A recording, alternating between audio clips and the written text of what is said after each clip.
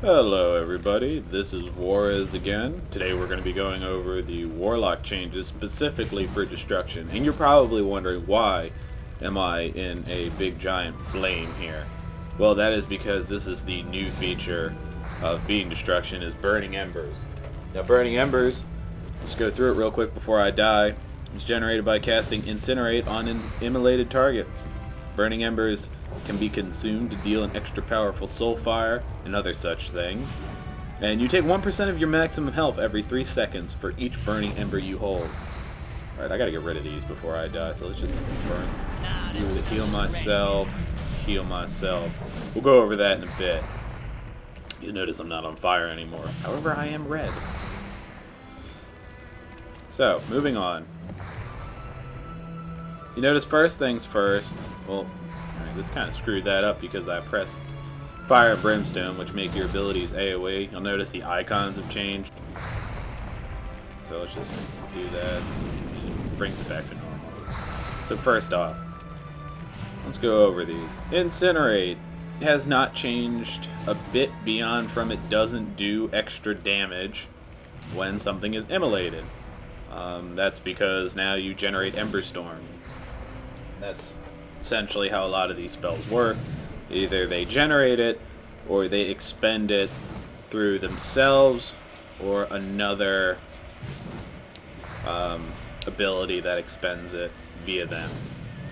Alright, so immolate, this is your classic dot. You also notice something that there are really no, it's not like every warlock has corruption or things of that nature. They seem to be specific towards your spec.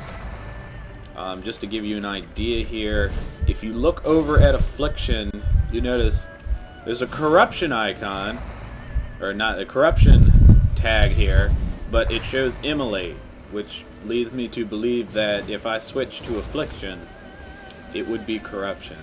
I'll check that out later just to see if that is the case. Alright, so we have immolate. It does the same thing it did before. Next we have conflagrate. Now you notice conflagrate is not dependent on something being set aflame by immolate. It actually has 2 charges. It works like roll, essentially. You have 2 charges that you can use in conjunction with each other. Like you can use one after another, and then it has to go on 12-second recharge. So just real quick, see, boom, explosion, boom, explosion. And then you got backdraft. Anyway, Soulfire consumes a burning ember. Now you can do it without it. Notice the cool animation. I didn't notice this before, but you are like really cooking with flames here. Wow. Really did good on the animations, or at least the spell effects. So let's start burning things up here. Let's see what this does. We actually have a flame. That takes a bit to generate this. My guy has no gems, no enchants, no nothing. I got lazy and just decided to hop on him and see what he does. So you won't see any, or that many crits. That means I got to do this like 10 freaking times to build it up. Sadly, the trinket. Help if I kept late on it. Still building. Okay, we're on fire now. Let's see what this does now. Now it's supposed to do dealing a whole shit ton more damage. You can read that for yourself if you want to know actual numbers, but you know, scientifically speaking, it's a shit ton more damage. Burn this thing up. I got lava going everywhere. Big ass numbers. Awesome. Shadowburn is a lot better. It also doesn't take up an entire burning ember. It looks like it takes 1/10 of it. I mean, in short, the way your burning embers work is that you have 300 points of burning embers. Each 100 gets you a whole burning ember. And this only takes 10. So you would just, I guess essentially you would just weave this in. You go, you know, incinerate, and then shadow burn, and incinerate again, shadow burn. You get the idea.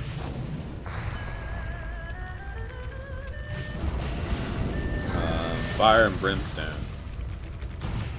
Yeah, actually, perhaps I'm wrong on this. It's not 300. They count it as 30, which is weird. So each one of these is 10. Yeah, each one of these is 10. I don't know why that would be out of 30. You'd think they would do it out of 100 or something. Anyway, so Fire and Brimstone is what you saw earlier. Your next Immolate, Incinerate, Conflagrate, or Curse will hit all targets within 15 yards and deal extra of their normal damage. Alright, so let's just turn that on real quick. You'll notice the icons change. Let's just do Conflagrate because it looks interesting. Look at that big AoE damage there. Leaves a big pile of flame. Pretty cool. Next is Rain of Fire.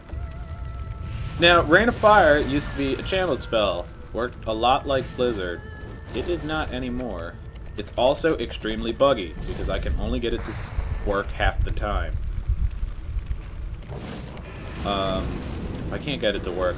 Anyway, since I can't seem to get it to work, even though I got it to work earlier. Oh, there we go. We're working. Right, let's click that. Now you notice that's it. Works like D&D. You just place it down, and that's about it. It's the same thing.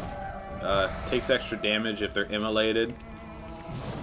So you know, a good combo might be to get, if it's an AoE fight, you probably want to build this up enough so you can get Fire and Brimstone. Toss an AoE Immolate on everything, and then Rain of Fire, and you're doing crazy damage there. Fel Flame largely has gone unchanged, except for it keeps the duration of your corruption going by 6 seconds. So really, what you want to do, or what they're, I guess, planning on, is that you want to get Immolate up initially, and then the rest of the fight, you're not going to recast Immolate unless it's a new target. Otherwise, you're just going to Fel Flame between parts of your immolation just to get it back going, back to its full duration, or whatever duration you decide to let it leave to. And now that we're on fire again, we can go to the next thing. We have Ember Tap. So since this burns your health away, they give you an ability to heal yourself too. That's what this is. Let's just use that. Real cool spell effects if you haven't noticed. These are really awesome. I hope they do this to everybody. Havoc is this a little different than before. It used to be you put it on somebody else and then they take the damage that you're doing to another target. This time it's just the next 4 attacks and it's a 2-minute cooldown.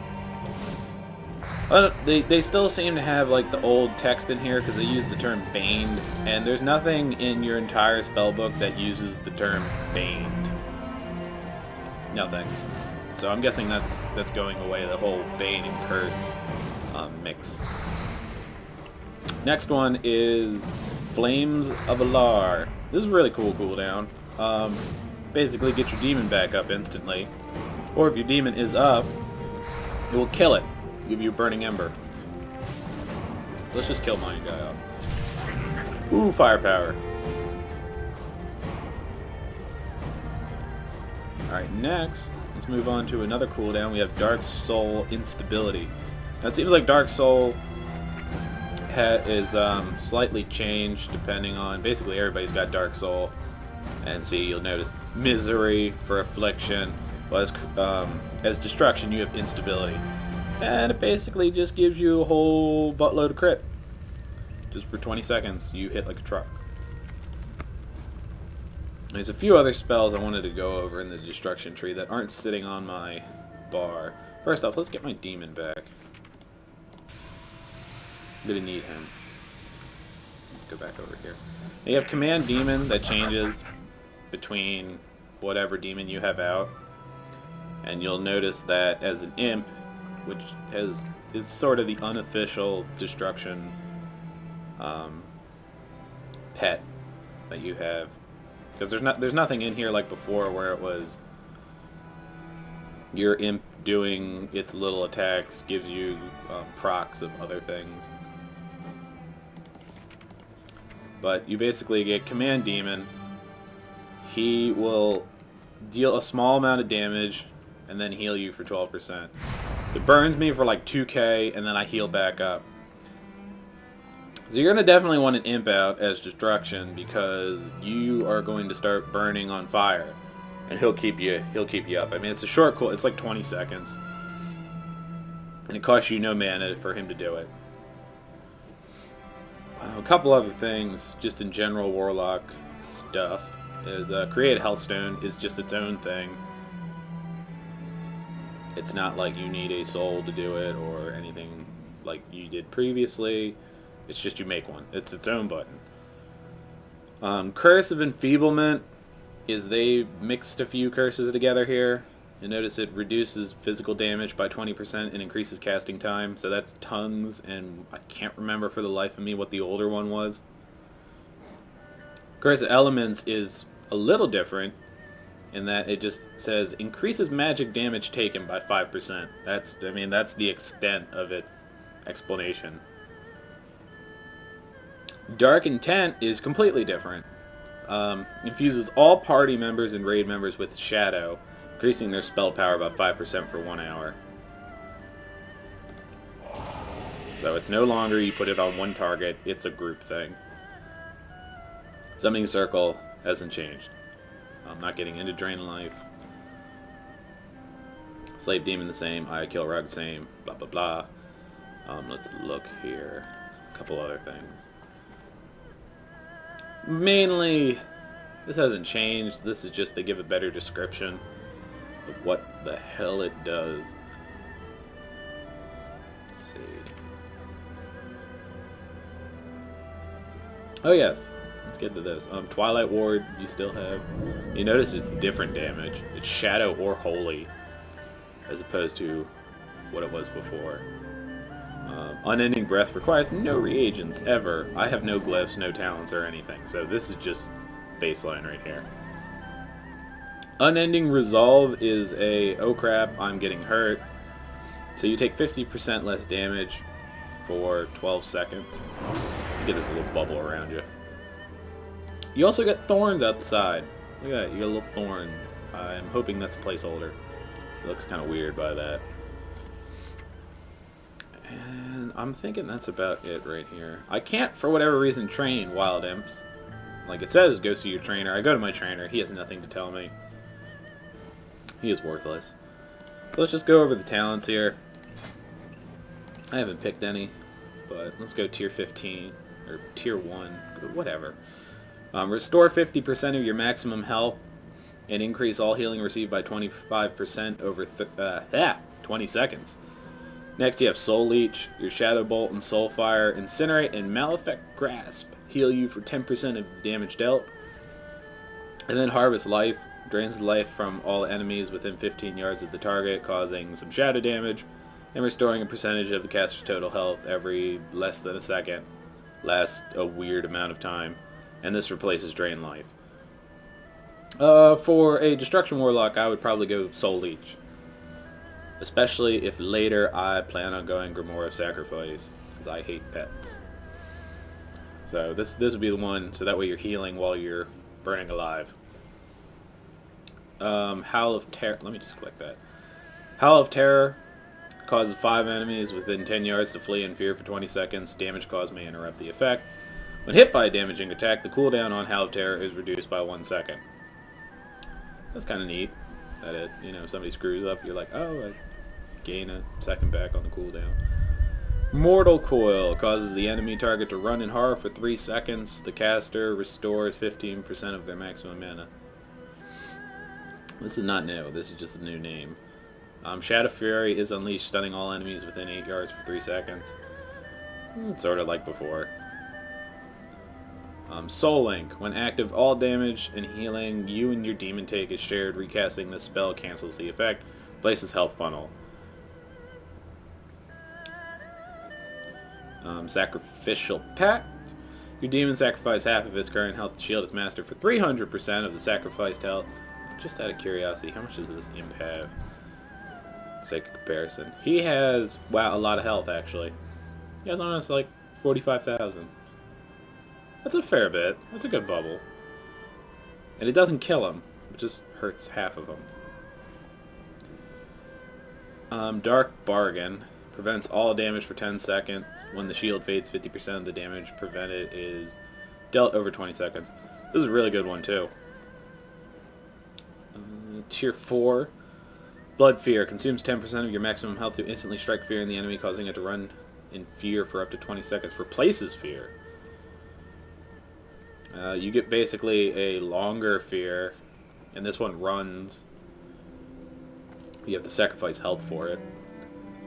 Burning Rush drains 3% of your maximum health per second to increase your movement speed by 50%. This is really cool, actually, because you can kill your health off while running faster. This can be used very well in a lot of situations. Unbound Will, you got a 1 minute cooldown. Consumes 20% of your maximum health to purge all magic effects, movement impairing effects, and all effects which cause loss of control to your character. Another good one. Although I'd really take this if this was a raiding situation, this guy right here. Alright, Grimoire Supremacy. This basically gives you super demons. I don't know why there's like 8 text layers up there that you can't read it, but replaces your demons, gives you better ones that deal 10% more damage and have better abilities. Grimoire of Service. Instantly summon a second demon, so you get another buddy. This is not my cup of tea. And Sacrifice. You sacrifice your demon to gain 50% increased damage and health, lasts for 15 minutes. This effect is double for the first 15 seconds. So, and this is a good way to start a fight. You get a ton of damage up front, and then you're buffed the whole rest of the way. I suppose for the sake of this video we can take this one. Nah, screw that, I'll take this. Take what I want. Let's try sacrificing this little bugger. I want to see if there's any effect. Because everybody gets the super pets. Let's kill ours off. Where did it go? There it is. Alright, I get a red swirly thing, and then that is 2 charges. It's got a 2 there, I'm pretty sure. Oh, it diminishes over time. That's interesting. Oh. So I'm guessing that 30% is the first bit while it's out, and then stays at 15% the rest of the way. That is just my guess. Alright, well that's the gist of the Warlock changes. So, I hope you enjoyed it. And Warlocks are looking really interesting. And I'm out.